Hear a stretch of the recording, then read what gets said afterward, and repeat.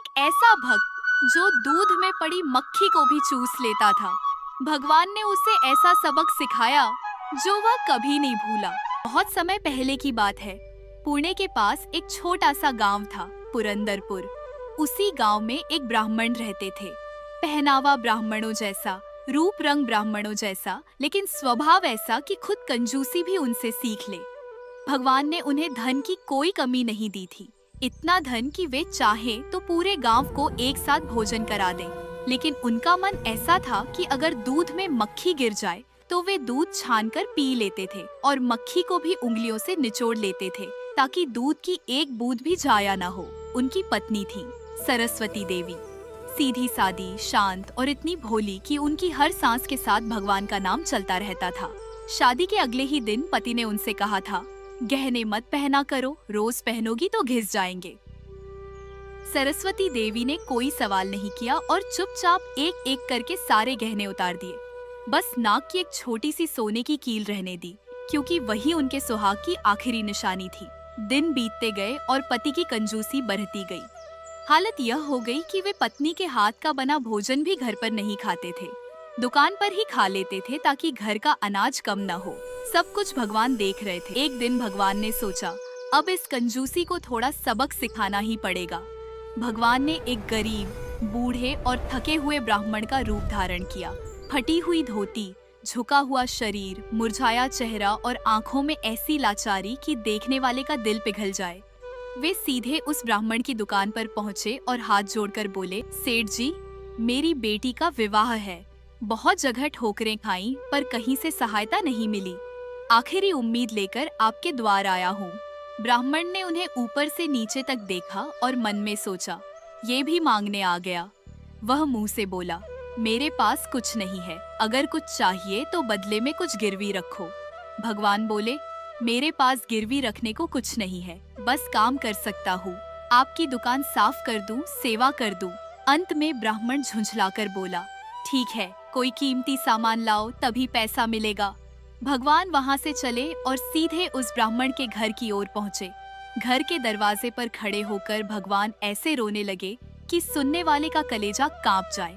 सरस्वती देवी बाहर आई और जैसे ही उस बूढ़े ब्राह्मण की हालत देखी, उनका हृदय पिघल गया।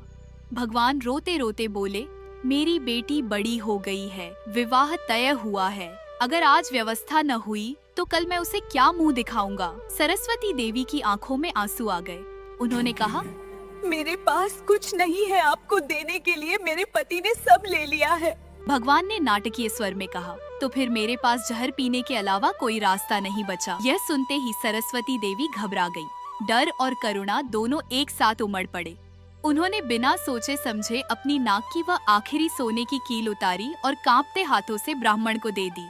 भगवान ने कील ली और मन ही मन एक नटखट मुस्कान के साथ बोले, बस अब असली खेल शुरू हुआ। भगवान वही कील लेकर फिर दुकान पहुँचे और बोले, लो सेठ जी, इसे गिरवी रखो और पैसा दे दो। ब्राह्मण ने कील देखी और देखते ही पहचान गया। उसने पूछा, ये कहाँ से मिला तुम्हें? भगवान बोले, तुम्हें उससे क्या, पैसे दो, बात खत्म। ब्राह्मण ने तिजोरी खोली और बिना सोचे समझे पैसा दे दिया। उसे यह एहसास ही नहीं हुआ कि वह किसके साथ सौदा कर रहा है। इधर दुकान का एक मुनीम दौड़ता हुआ सरस्वती देवी के पास पहुंचा और डरते हुए बोला, माता जी, आपने जो कील उस गरीब को दी थी वही सेठ जी के पास दुकान पर गिरवी रखी गई है। सरस्वती देवी का शरीर कांप उठा। उन्होंने सोचा, अब जब वे घर आएंगे तो क्या होगा। डर के मारे वे भगवान को याद करने लगी और हाथ जोड़कर प्रार्थना करने लगी। उधर ब्राह्मण दुकान बंद कर रहा था और मन में सोच रहा था, आज घर जाकर इस कील का पूरा हिसाब करूंगा। इधर सरस्वती देवी घर में खड़ी कांपते दिल से सोच रही थी कि क्या वे सच बता पाएंगी या पति के क्रोध से कुछ अनर्थ हो जाएगा। तभी अचानक एक खनक की आवाज हुई। ऊपर से एक सोने की कील आकर सीधे उनके हाथों में गिर गई। गुस्से में चिल्लाते हुए उसी क्षण ब्राह्मण घर पहुंचा और कठोर स्वर में पूछा, तुम्हारी नाक की कील कहाँ है, दिखाओ मुझे। सरस्वती देवी ने धीरे धीरे अपने हाथ आगे बढ़ाए और कांपती आवाज में बोली, यह रही मेरे हाथों में। वह चिल्लाया, यह कैसे हो सकता है?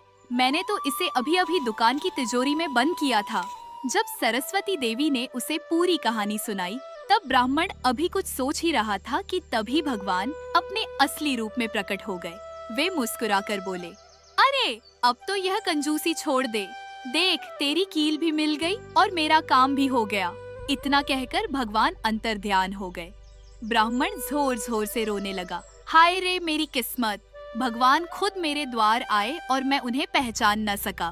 सब कुछ दान कर ब्राह्मण पत्नी संग भगवान विट्ठल के दरबार पहुंचा और वहीं जीवन भर सेवा का संकल्प ले लिया।